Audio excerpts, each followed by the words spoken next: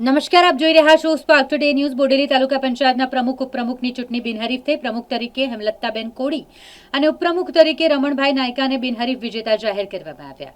બોડેલી પ્રાંત અધિકારીની અધ્યક્ષતામાં પ્રથમ બેઠક મળી। તાલુકા પંચાયતના પ્રમુખની ચૂંટણી થઈ, જેમાં પ્રમુખ અને ઉપપ્રમુખ માટે માત્ર એક જ ઉમેદવારી પત્ર ભરાતા આજે માત્ર ઔપચારિકતા જ બાકી રહી હતી અને તાલુકા પંચાયતના 24 સદસ્યોમાં ભારતીય જનતા પાર્ટીના 19, ભારતીય રાષ્ટ્રીય કોંગ્રેસના 2, અપક્ષના 2 અને આમ આદમી પાર્ટીના 1 સદસ્યનો સમાવેશ થયો। આ તમામ તાલુકા પંચાયતના સદસ્યો પ્રથમ સભામાં ઉપસ્થિત રહ્યા।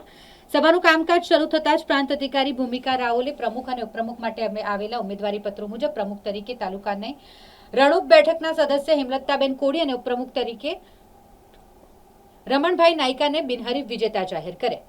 આ સાથે તાલુકા પંચાયતની મહત્વની ગણી શકાય એવી કારોબારી સમિતિના અધ્યક્ષ તરીકે રવિરાજસિંહ ઠાકોર, પક્ષના નેતા તરીકે શિલ્પાબેન કોડી અને જનક તરીકે નરપતભાઈ રાઠવાના નામોની પણ તાલુકા ભાજપ પ્રમુખ નીલ પટેલ દ્વારા જાહેરાત કરવામાં આવી।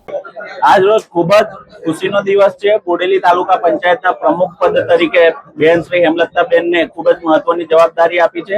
ભારતીય જનતા પાર્ટીનો ખૂબ ખૂબ આભાર વ્યક્ત કરીએ છીએ અને તાલુકાના અને જિલ્લાના સંગઠનનો પણ ખૂબ ખૂબ આભાર વ્યક્ત કરીએ છીએ। ત્યારબાદ પાર્ટીએ મારા પર બી કારોબારી નું મને પણ પદ આપી ખૂબ મહત્વની જવાબદારી આપી છે।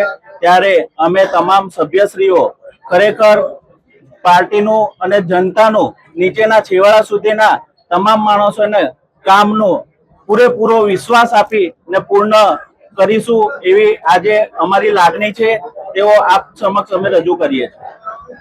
આજ રોજ બોડેલી સેવા સદન ખાતે બોડેલી તાલુકા પંચાયતના પ્રમુખ અને ઉપપ્રમુખની વરણી માટેની પ્રથમ મીટિંગ રાખેલ હતી, જેમાં પ્રમુખ તરીકે ભારતીય જનતા પાર્ટીના હેમલતાબેન કોલી, ઉપપ્રમુખ તરીકે રમણભાઈ નાયકા તેમજ કારોબારી અધ્યક્ષ તરીકે રવિરાજસિંહ ઠાકોરની વરણી કરવામાં આવી છે।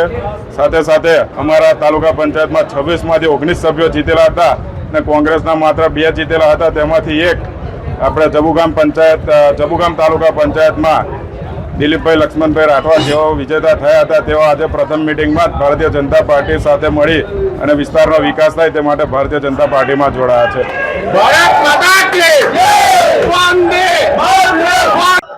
આજ રોજ મારા માટે ખૂબ જ ખુશી અને ગૌરવનો દિવસ છે। બોડેલી તાલુકા પંચાયતના પ્રમુખ તરીકે મારી પસંદગી કરવા બદલ હું પ્રદેશ નેતૃત્વ, ભારતીય જનતા પાર્ટીના પ્રદેશ નેતૃત્વ તેમજ છોટાઉદેપુર ભાજપ પ્રમુખ તેમજ મહામંત્રીશ્રીઓ અને બોડેલી તાલુકા પંચાયતના પ્રમુખ અને મહામંત્રીશ્રીઓનો ખૂબ ખૂબ આભાર માનું છું। તે ઉપરાંત મારી સાથે ચૂંટાયેલા જે મારા સભ્યો છે તાલુકા પંચાયતના, એમનો બી સાથ સહકાર બદલ ખૂબ ખૂબ આભાર માનું છું। ઓકે।